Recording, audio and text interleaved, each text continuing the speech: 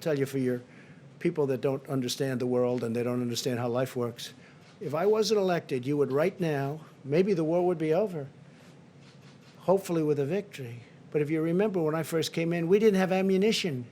Not a good way to fight a war.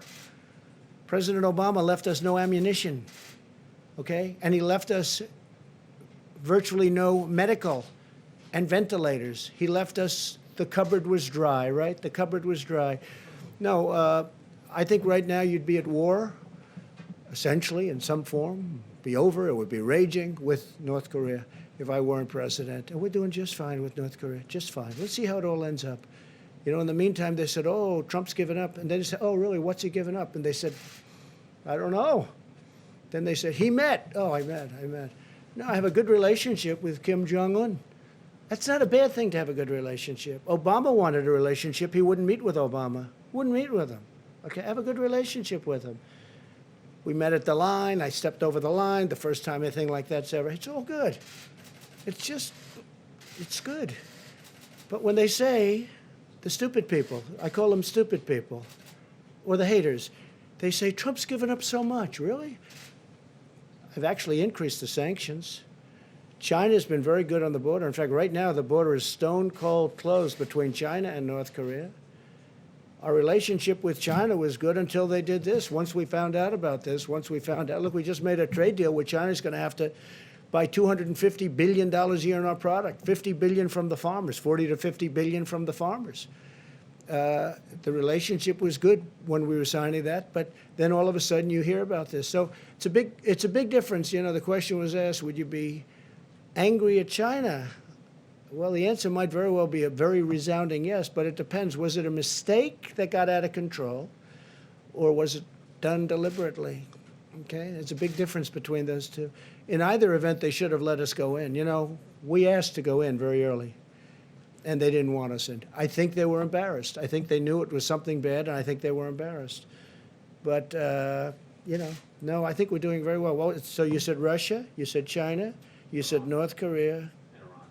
Iran. When I came in, Iran was a terror. We had 82 points of fighting. We had 18 points of major confliction. The first week, I said, tell me about Iran. Sir, we have 18 points of confliction, meaning Yemen, Syria, all Iraq. They're going into Iraq all over the place. They're a much different nation right now. I stopped that horrible deal, and they want to talk, except that Kerry violated the Logan Act.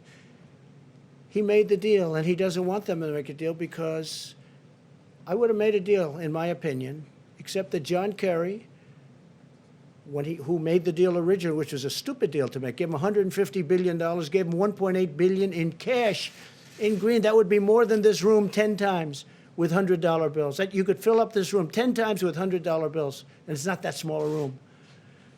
And I say he violated the Logan Act. I think it was a major violation. I think we would have had a deal if it wasn't for John Kerry. But he doesn't want to be, number one, embarrassed. Number two, he said, let's wait till after the election. Maybe Sleepy Joe Biden's going to win. And if Sleepy Joe Biden wins, you'll own the United States. And China will own the United States. China's paid us, you know, from the Wall Street Journal, hundreds of billions of dollars. Is that right? Tariffs. And we gave a lot of that money, a small percentage, but a lot of money to the farmers. And it kept the farmers going great. Right? But hundreds, we're getting tens of billions of dollars in tariffs.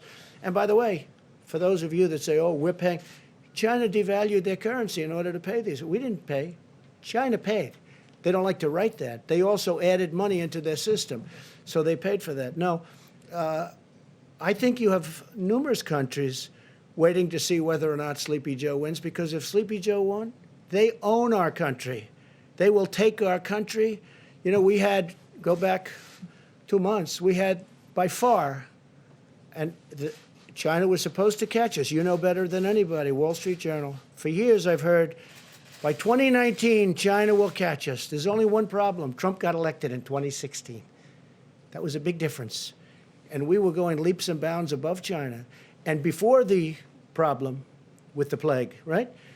China was having the worst year they've had in 67 years. That was before the plague. Now they're getting really hurt, and so is everybody getting hurt. I don't want them to get hurt. but they're all getting hurt. Everybody's getting hurt. It's a horrible thing that's happened. But we had the greatest economy in the world by far. China isn't even close. Go back 2 months. And we're going to keep it that way. But when you mention Iran, Iran is a much different country than it was. When I first came in, Iran was going to take over the entire Middle East. Right now, they just want to survive. They're having protests every week. They're loaded up with the plague, which I don't want. I've offered to help them if they want. If they need ventilators, which they do, I would send them ventilators. We have thousands of excess ventilators coming in. And here, we have a stockpile of ventilators, and we're starting to send them so that hospitals can fill up their stockpile, which they should have. New York had a chance to get 16,000 ventilators, and they chose not to do it, and I understand that. It's a hard decision for a thing that may or may not happen. I fully understand that. I'm not even complaining about that. I'm only saying this.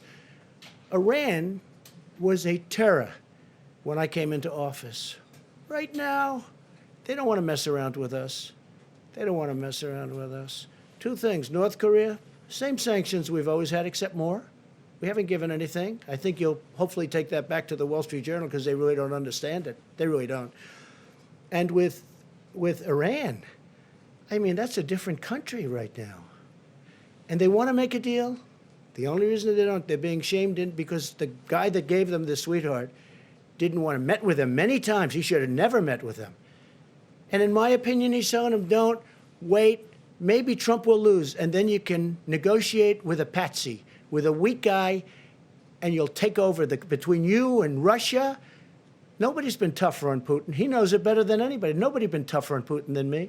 Look at the sanctions. Look at what I did with their pipeline going into Europe. Nobody even knew about it. I exposed it. Now everybody talks about it. I think it's a terrible thing for Germany to do. But at the same time, I have a very good relationship with Putin, and I was able to make a deal with Russia and Saudi Arabia and OPEC Plus. They call it OPEC Plus. That's going to save us, Texas, North Dakota, Oklahoma, other states, energy states, going to save us hundreds of thousands of jobs. And in fact, your paper wrote an incredible editorial for a change that Trump made a great deal for our country. That was a nice thing. I was shocked to see it coming out of the Wall Street Journal. Thank you all very much. We'll see you tomorrow. Thank you. Thank you very much. How many asymptomatic people have been tested? Is it possible to get that number from you guys?